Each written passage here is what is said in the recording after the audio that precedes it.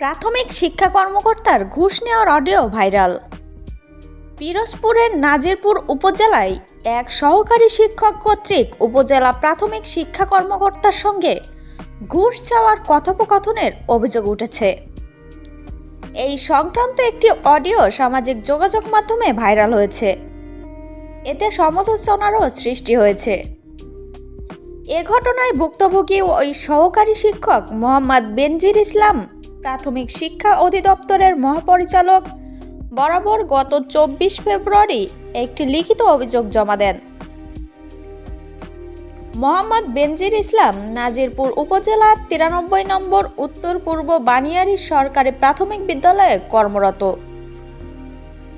লিখিত অভিযোগে সহকারী শিক্ষক বেনজির ইসলামের ভাষা, তিনি ছুটিতে যাওয়ার ঘটনাকে কেন্দ্র করে শিক্ষা কর্মকর্তা অনৈতিকভাবে ওই টাকা ঘুষ হিসেবে দাবি করেছিলেন। টাকা না দিলে তার ক্ষতি করারও হুমকি দেন। পরে শিক্ষা কর্মকর্তার নির্দেশ অনুযায়ী বিকাশের মাধ্যমে 10,000 টাকা দেন। বেনজির ইসলাম আরও বলেন, আমি একজন জাতি গড়ার কারিগর হিসেবে কখনো আশা করিনি যে এ ধরনের আচরণের শিকার হব।